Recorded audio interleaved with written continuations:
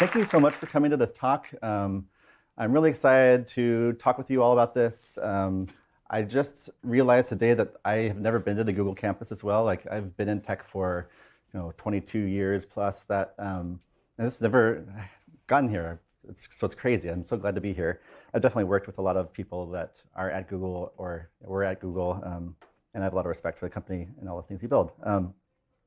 This talk is sort of about this book that's about productive disagreement. And I feel like my goal, if you just take one thing when you leave this room, I think all of us want to leave this room feeling a little bit better at having productive disagreements. Because if you think about your life and your work and how you relate to the world, you could probably conjure up a disagreement that's either in flux right now, about to happen, that should happen, or recently sort of in turmoil.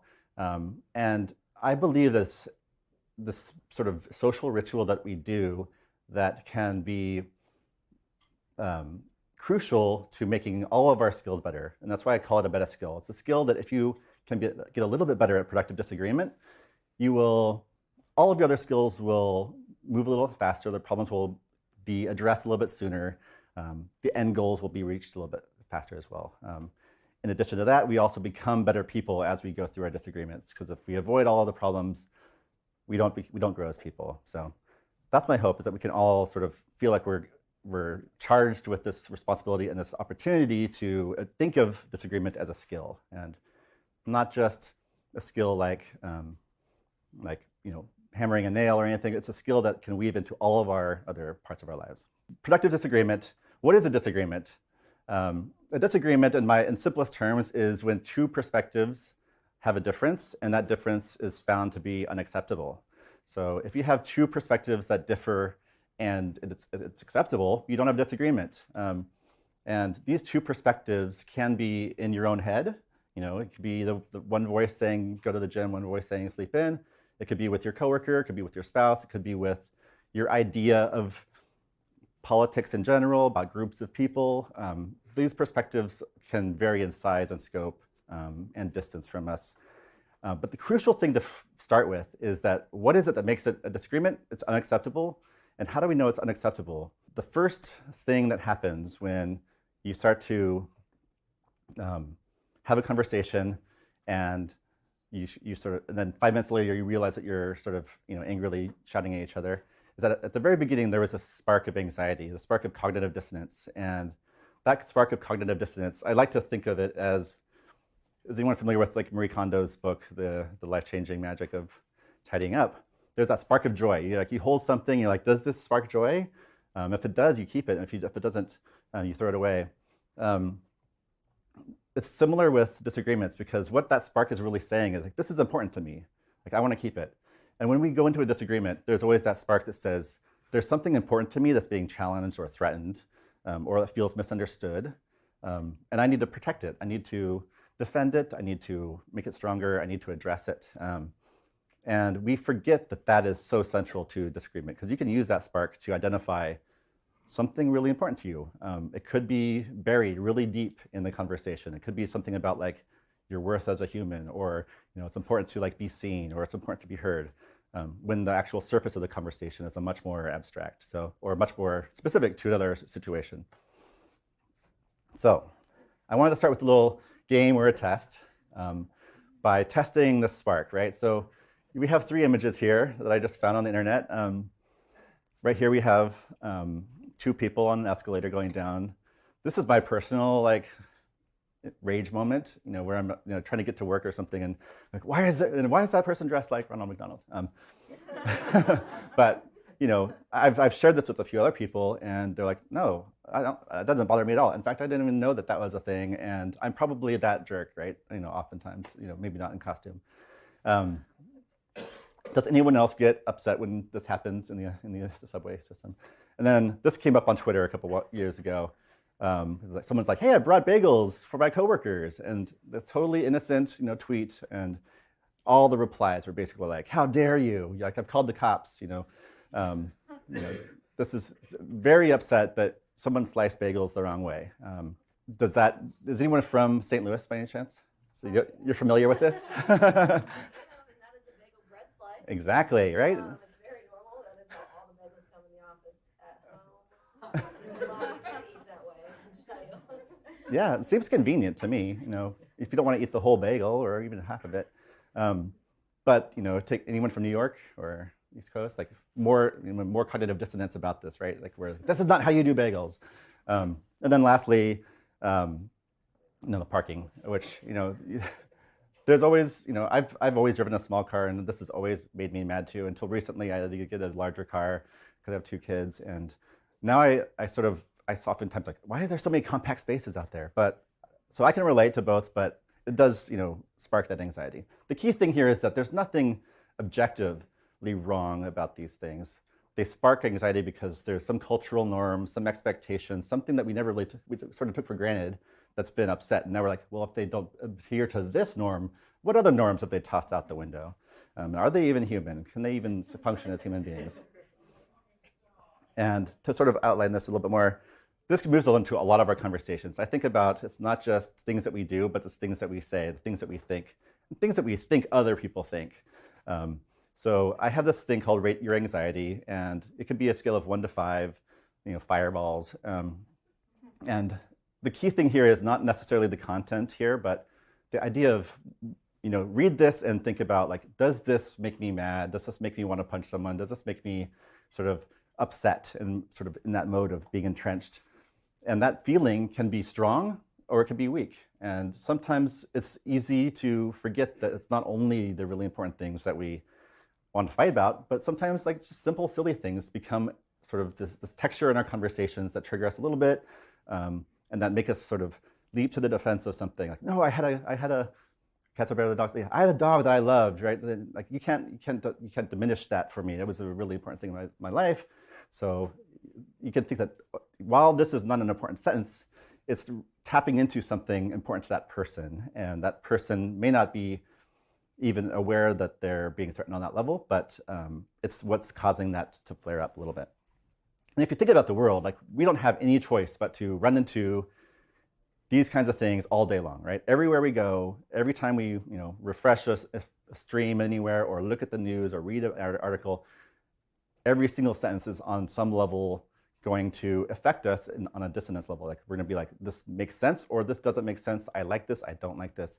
And so we can't just say, I'm gonna avoid all anxiety, I'm gonna run away and not see anymore. It's just part of our landscape. So we need to learn how to notice that it's happening, because that's the key to getting better at it.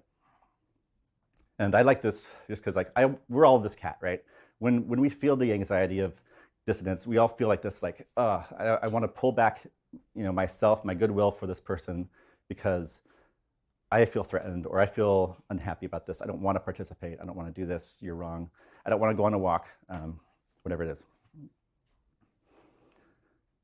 Backing up a little bit. So that cat pulling back, that's sort of an illustration of backfire effect, which has sort of been questionably sort of verified again in the literature, but it points to an interesting concept that we all have, which is like whenever someone tries to force us to do something, we tend to like say, why are you trying to restrain my freedom? And we do this. Sometimes we do the opposite.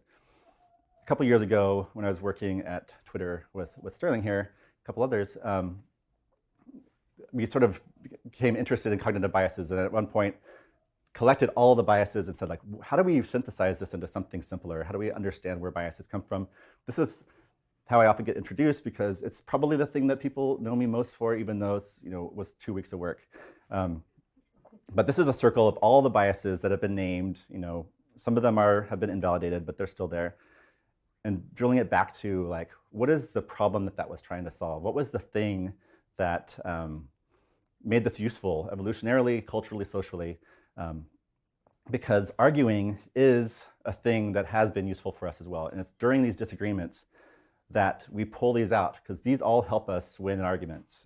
They all help us survive, in a state of where our survival is threatened.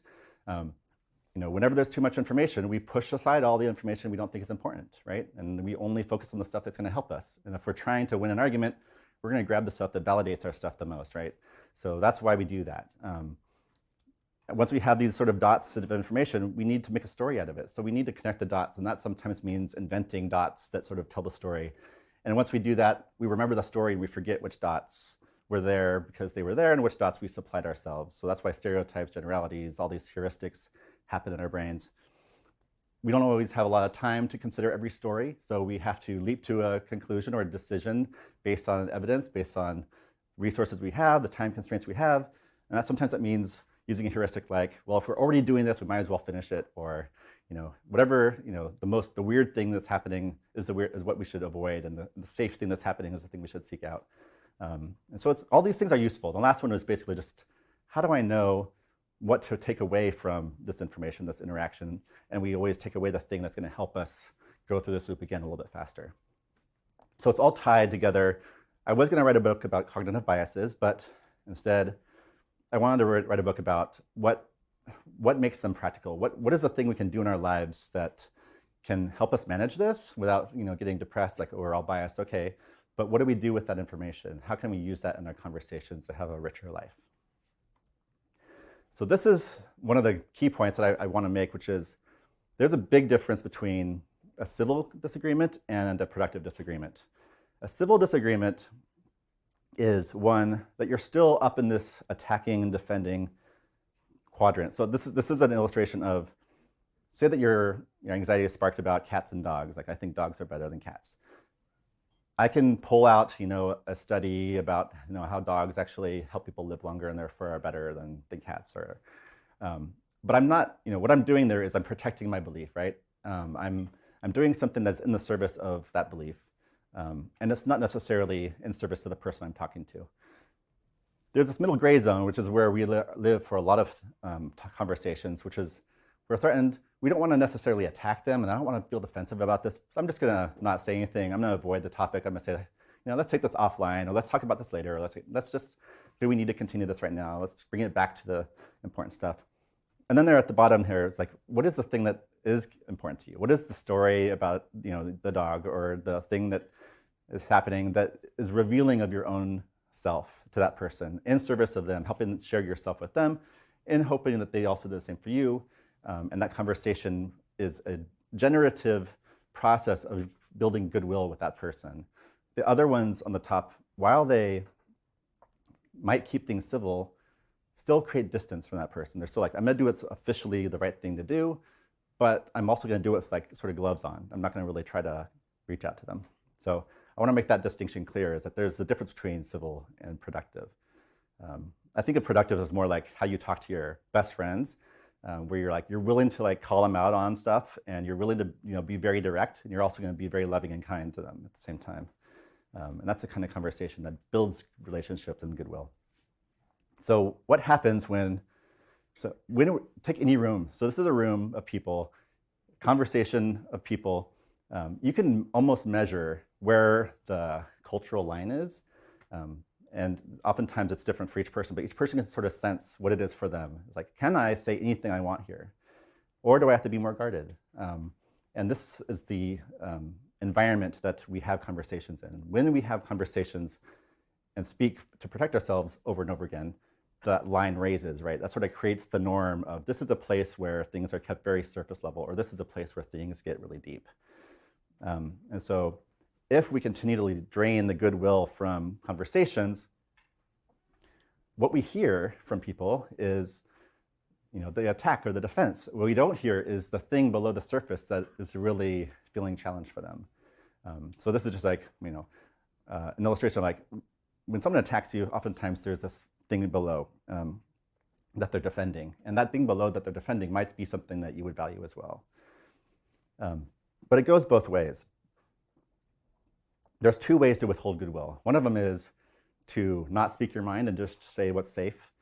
The other one is to not ask questions of that person, not try to dig a little deeper, because these are all relationship-based, there's never a time when you're both feeling safe at the same time. Like someone's always going to feel a little safer than the other. Someone has to help the other person feel safer. And you do that by asking good questions that spark interesting answers, that spark answers you wouldn't have predicted. You do that by reassuring them that you're not going to attack them, and you do it by just genuinely being interested in them as a person, as much as you are interested in the values or the concepts or the issues at hand. So when all goodwill is drained, this is the problem I see with us in a lot of scenarios where, be it a home or a workplace or a public square, we're oftentimes just pointing at this problem, like this big boat on the bottom of the lake. It's like, there's a problem. That's a big problem. No one's fixing the boat. The boat is going to break, and we're arguing about the boat. We're arguing like, how can we, affect this policy? How can we improve this statistic? How can we improve the outcomes for this project? And we're all just saying there's a problem here, and we're not actually trying to solve it. And that's what happens when we get into the state of no goodwill. It's like we get into the state where we can all see it, but we don't actually do anything about it. So the real question here is, what should we do differently? What can we do differently than just point at the boat and say like, gosh, that boat's a real problem. It's going to fall apart, and we're all screwed. But at the same time, the lake is empty. There's no water, so we can't do anything else. So I'm going to tell 3 quick stories to bring it more practical now. So this is a story. I'm not going to speak to Neil deGrasse Tyson directly to either endorse or disparage him, but like he illustrates this really interesting dynamic, which is this quote: "The good thing about science is that it's true whether or not you believe in it." And that's true, right? Like the science is dealing with these hard facts, and this is a position a lot of people take. And this is a tweet that he did maybe it's been a year now, yeah, where he's relaying facts, right? And these facts are about death statistics. What he's missing, though, is that we might feel differently about different ways of being killed, right? And so he's got this blind spot, which is as long as I'm relaying facts, I can't possibly do anything wrong. And he learned this the hard way. I think a lot of people continually learn this the hard way, which is if you don't speak to the importance of different issues that are embedded in the facts, they will, rise up and sort of become a problem. An interesting thing that happened was that a couple days later, he did follow this up with a sort of an apology. He said, like, I'm sorry that, I didn't mean to diminish, what's happening. And at the same time, I also want us to be able to always go to the evidence. And maybe, if we're all really cared about preserving human life across the board, we should care about these numbers. And he's revealing what he cares about, which is preserving human life across the board. And it's not what everybody else necessarily was worried about at the time. A lot of people were worried about very specific lives. So it's one example of what I call mistaking. So there's mistaking this dominance of what is true over what is meaningful. I have 3 realms of disagreement in the book, which are the head realm, the heart realm, and the hands realm. I'll get to the 3rd one in a bit, but the head realm is the one that's dealing with scientific facts, hard facts, truth. The heart realm is the one about subjective experience, what's important to me. And there's been this dynamic throughout history of, the head realm is dominant now, and we're going to do this scientific revolution, and we're going to build factories and make everyone work really hard and be productive and efficient. And then there's been other periods of history that are really about, it's really about faith, it's really about love, it's really about community, it's really about these things that are important to us regardless of what's happening to us. And there's been this seesaw throughout history and communities where everyone's trying to get the other one on top, right? And because they're both important. Whenever one is too far below the surface, it starts to cause problems. But just because the one you have close to you is important doesn't mean the other one isn't as well. And so the first step is to really acknowledge that there isn't a dominance of facts over values. They're both important. You have to bring them both to the table. You have to be willing to ask, why are these statistics disturbing to you? Why are these statistics not disturbing to you? What do you care about in this event? What do you care about? Why do you care about it? Why is it important to you? To understand why those feelings get embedded into the conversation. Because if Neil deGrasse Tyson didn't have emotions about these statistics, he wouldn't be talking about them. There's clearly something there that he cares about, and he's not acknowledging it. And I'm using him again as a example of us all. We all do this, which is we try to hide what's important to us in numbers and facts. Story number 2. this also happened on Twitter. I basically have a file of fun disagreements that happen on Twitter, and I save it for talks because there's so much more interesting when you see the real ones happening. I don't know if anyone saw this one, but there was this conversation about like two people in a partnership. One lives in the city in an expensive apartment. One lives in the suburbs, has paid off their house. And the person lives in the city, person B in this case, their rent's going to go up 10%. And they think, oh, well, we're getting along. We like each other. Like, what if we moved in together? And person A is like, yeah, that's great. Let's do that. Here's how much I want you to pay me in rent. Like, I want you to pay me, half of the money, that you would have paid at this apartment in rent, even though my house is paid off. And then we'll split the rest of the utilities and taxes. And person B is like, no way. Like, why would I pay for something that you're not, like a cost that you don't actually have? Like, I'm not a renter. So you can see again, like, what are the facts here? The facts are that they'll both save money by moving in together. The facts are also that there's no obvious official objective answer to how much that person should pay to move in. And there's also the feelings, the meaningful aspects and the values, like, should this person pay? How much should they pay? Why is it important that they pay?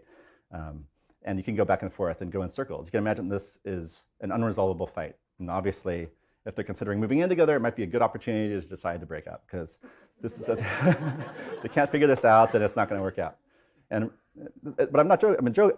It's a joke, but it's not really a joke because relationships are about working through disagreements, right? This is how we get closer to one another. If they can figure this out, then they are going to know each other better, they're going to understand each other better, and they're going to actually probably stay together longer. And if they can't, they can't. So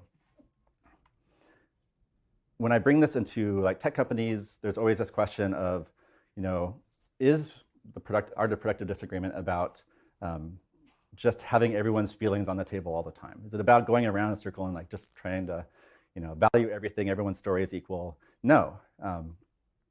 That works in relationships, one-on-one, small groups. It's very unlikely to lead to changing your mind.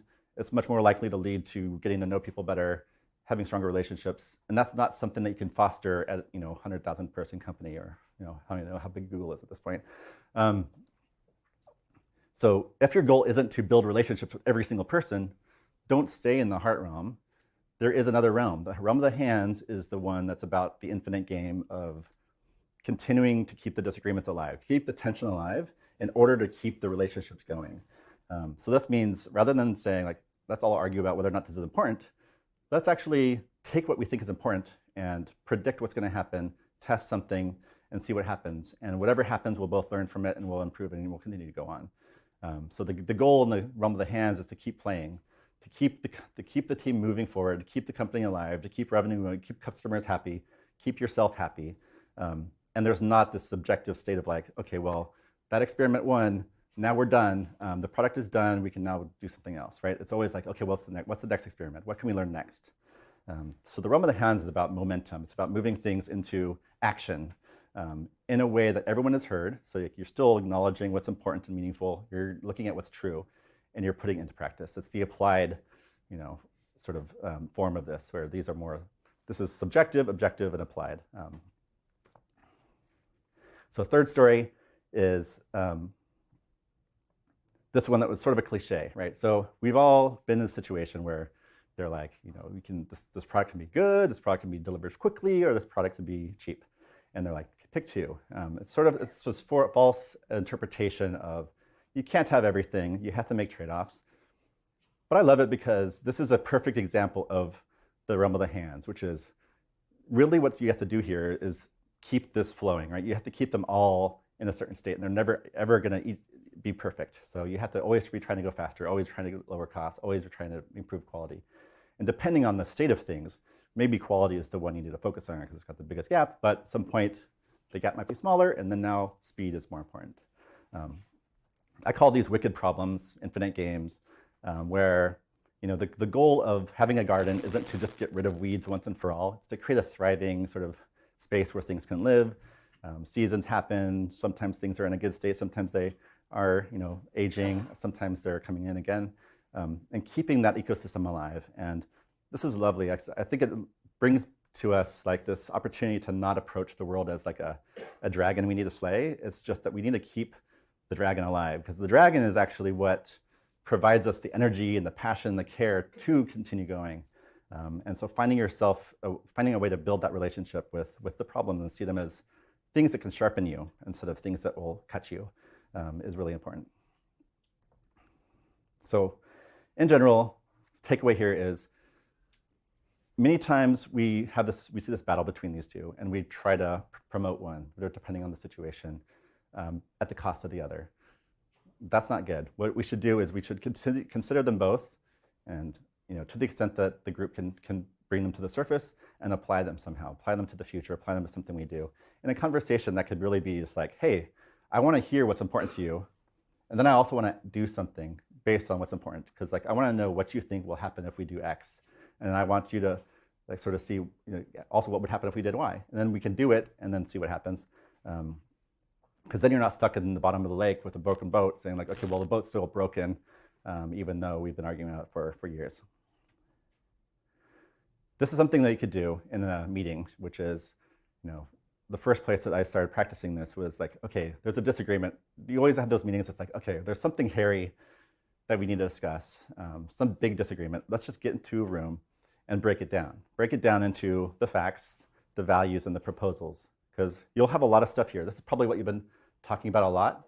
You probably haven't been talking about why you think that data is important, because it can get personal in terms of I think this is more important because my job is to do this, right?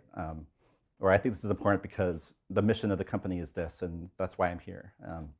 And so getting those down is important, because that's what gives this stuff power. That's what gives it the ability to have weight. And then lastly, don't leave until you have okay, well, what can we do with this information that will move us forward a little bit? And you can sort of, I'm not sure if anyone's familiar with the OODA loop, which was a military concept. Observe, orient, decide, act.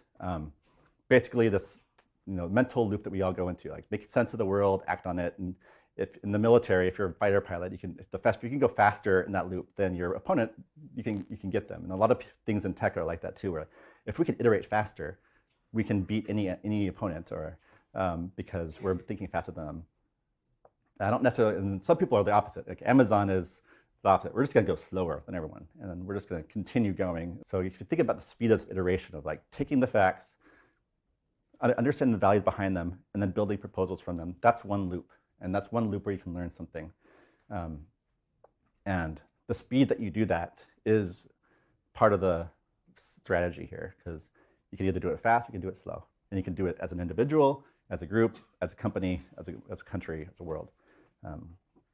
But simplest level, just doing this. So the things I would put in these columns are questions. They could be what is, the ROI on this thing, or what are the results for this test, so that the answers would be the facts. Same for the values in there, because each of those things is a conversation in itself, and you'll end up finding these hundreds of conversations that you have been neglecting because you've been working at a much higher resolution. So coming back, you're stuck in the bottom of a dry lake with a broken boat. How do we get out of this?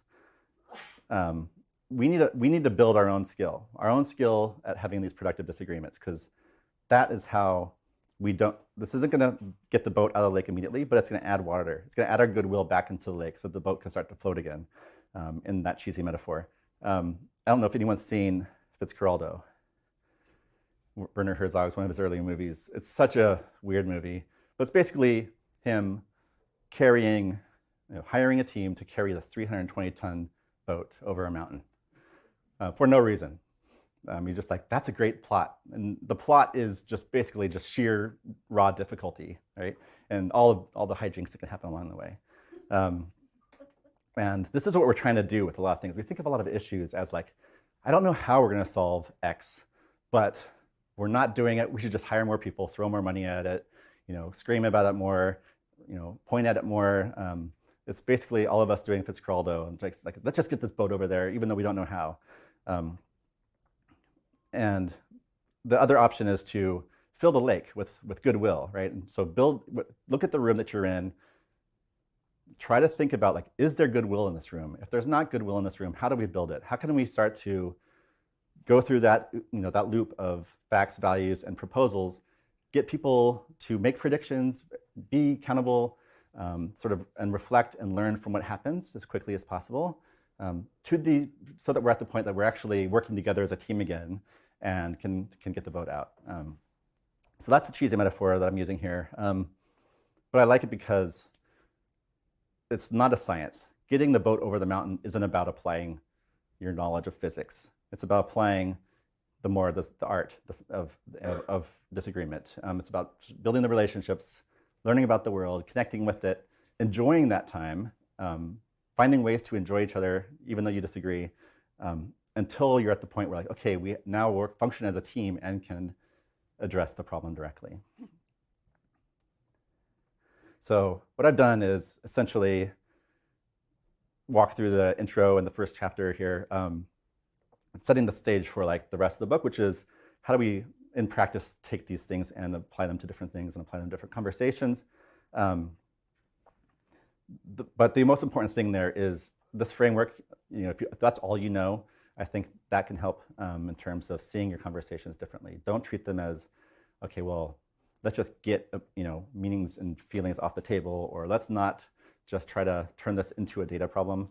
Let's consider what we can do with the realm of the heart, as well as the head, and build these proposals. And I would love any questions or examples that you have from your own life of questions, because you're probably thinking, okay, well, that's great, but what about this problem that I have, which is totally a boat in a lake with no water, and I don't know how to carry it over the mountain.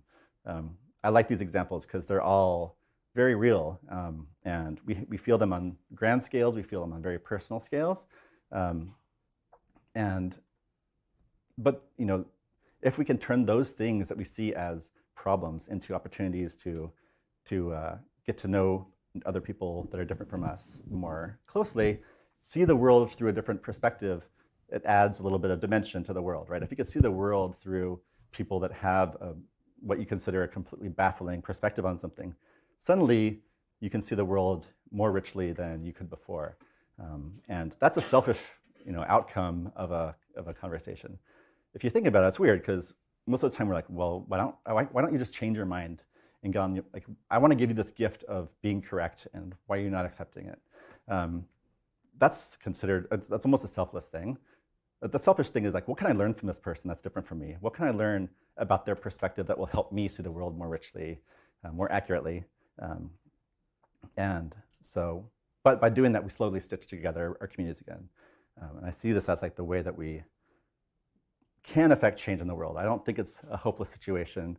I think that we can use these tools, develop them in ourselves, and then learn to expect them of our coworkers, expect them of our families, expect them of our leaders in the country, and that only then can we actually slowly, build it back up. So that's the grand, inspiring version of this. But thank you for coming to the talk, and I'm excited to hear your questions. Thank you so much for coming. I had a quick question about the worksheet that you have. Yeah. It seems like a lot of the disagreements that I found in meetings have to do when it's not about facts, it's about beliefs. Mm-hmm. And it's about how do you productively work back to the facts from beliefs. So can you talk a little bit about if two people believe something different, but neither one of them have, or maybe they have the same facts, but they've changed the story for both of them. How do you navigate that area? Right, yes. So an example of this could be like different risk tolerance, right? So say that I had a project at Twitter with Sterling where we had worked on this thing for 6 months and we were about to launch it, and the executive team's like, "You can't launch this, it's too risky. Our customers will learn something about their business and they'll be unhappy and then they'll leave us because it's an analytics tool." And so the information was there. We had asked customers directly, like, "Will you leave us if we give this to you?" And they're like, "No." But we only asked 6, and then there's hundreds of thousands of them. And so the leadership's like, "I know the facts, and I think this is too risky, not worth doing. The benefit's not good." And I was like, "Well, I guess I can't disagree with that. Like, that's just their perspective." So that's exactly. So the beliefs fit in this category, which is risk tolerance. How important is this project compared to the risk? The proposal that can come out of it is, let's soft launch it to some segment and see what happens. If 5% of people backlash and they give us negative feedback, we'll turn it off. And if they don't, then we'll go to the next one. And then you can ask them, like, what do you think will happen if we launched it to 5% of people? And they can give you their answer. It could be like, I think it's going to be 50% of people, that are outraged, and then validate that. And you might both be wrong, but you're both going to learn something from it and do something at the same time.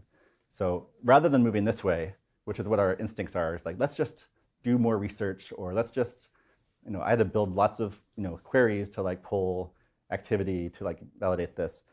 Move it this way. Like, what can we learn by doing instead of going backwards? So I hope that's useful. So basically, They all sort fine. of where people are at in their, I guess their attitude was like maybe avoiding a situation, or sort of, being able to share how they feel. And I think from my experience, I've noticed that can really determine sort of how the disagreement works, because it seems hard if people just want to shut down or avoid the conversation altogether, then there's no room to be able to sort of like reveal yourself or sort of share both sides so that you can work towards a common goal, right? Like, so Yeah. how do you navigate that? Yeah, totally. And yeah, you can't move this line overnight, right? It's cultural, and a lot of these things are out of our control. So what you can do is sort of take where you are. I think it's important to first identify where you are. If you're at a place that's like, I can't say anything, or everything is being shot down, or not, anyone that does speak up is fired. These kinds of things where it's very hostile. If your goal is to stay at that company or that community, then you have to go in small steps. So it would be about finding any scenario where you can sort of bring it down a little bit. So it might be changing the environment. There's one chapter on like cultivating neutral spaces. So like if all of these disagreements are happening in the same kind of room, like if it's always like the boss and the employees, or if it's always someone ranting with the chalkboard or whiteboard, change the environment. Go to a park, or go to a somewhere where there's a table everyone can sit at. Change the dynamic where the power is centered, and maybe not even talk about that stuff. Talk about something a little bit safer and build the goodwill on that. So find an area that you can do this, and slowly work your way back to the harder topics, because we expect to be good at things overnight. We expect to be, take up a new skill and like, be able to be a pro the next day. But the truth is that we're all, developing, and I'm developing, you're developing, and we're at, everyone's going to be at a different level, and so we all have to help each other slowly and be patient, because it takes a long time. When you have more than two parties, when you have multiple parties, have a disagreement, you have eng, you have design, you have PM, you have BD. They all have different perspectives. They have different things they want. Right. And you are if you were one of the party coming in, how do you make sure that you shift the paradigm and inject goodwill or water into the lake to lift up the boat? What can you do? What are some of the practical things you can do to change that paradigm? Because a lot of times I've seen is folks are all fighting for their own priorities, Totally. which is understandable. But if you want to change that, if you walk into the room, how can you be the change you want to see? Yeah, that's the answer, right? Yeah.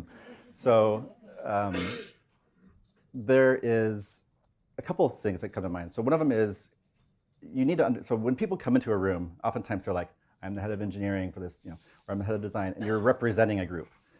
When people come into a conversation and they're representing a group, it's a lot harder to have a conversation with them because they're not talking about themselves. So you have to bring the conversation back at the other person and ask like, okay, well, I understand that everyone here is like representing a group or representing a discipline, representing a side in the battle. Let's put that aside and talk about what each of us individually think is important. And so that's an area where there's more gray area. Like you don't have to agree with the group on everything. You don't. Your position can be more nuanced, higher resolution, by saying like, I don't. The design department, thinks this should happen for sure. I personally think that it's a little bit more nuanced, and here's what I think. And so bringing out those kind of questions, going around so that everyone can hear them, because most of the time we think that people aren't interested in hearing us, and so we just go directly to the defend and attack, versus the there has to be an invitation to talk about things sometimes. Sometimes they're like, no one has ever asked me for my opinion before. Those are great people to find and pull and ask them their opinion because they will have a lot of them, and you can really start to kickstart the relationship that way. So it doesn't take addressing each person as a person, not a group, and then caring about what they think about these things. Of course, it's iterative, so it's not going to happen in one meeting, but that's the... Got it. Thank you very much. Yeah. I think what I have seen is it's easy to identify where you are and where others are, like when you're on a conversation with 2 people or 3 people or in a group setting. But then what I'm trying to ask is how you navigate from one, I see this as 3 boxes, the top one, second one, third one. How do you navigate yourself and the other, help them to navigate from one box to another, and to place where you can be more productive? Yeah. Is there any tools? Yeah. So I think the changing the topic to something where this is possible is, and that's why we have small talk, right? It's like this neutral territory to talk about things that don't matter, and where we can sort of throw in things that start to reveal ourselves a little bit.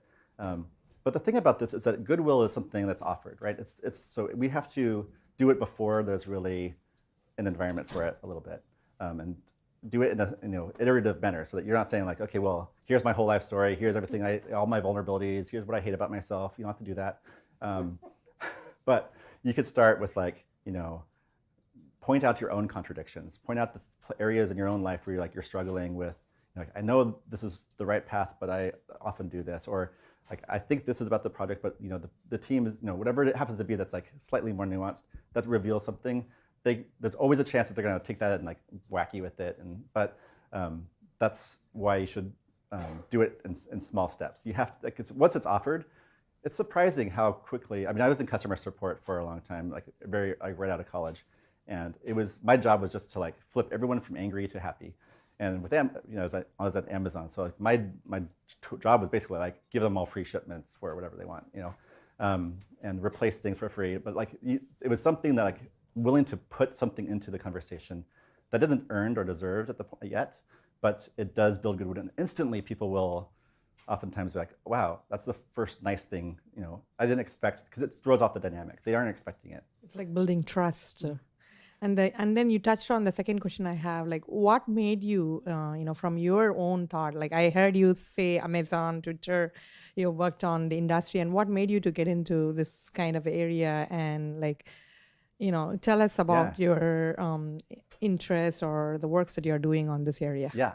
I was a product manager for most of my career, and I think the context that you mentioned earlier, there's all these people coming in with different interests, different incentives, and you have to come out with a plan that could be executed on. And that was the environment where okay, well, clearly I don't need to be another agenda here. I need to just make sure that these agendas can fit together, and that being practiced eventually led to the work in the biases.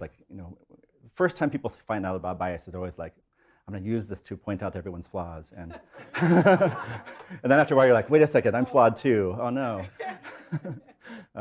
So eventually it dawns on you okay, well, I got blind spots, I have these, and then you can use people in the room to help you identify those and grow those.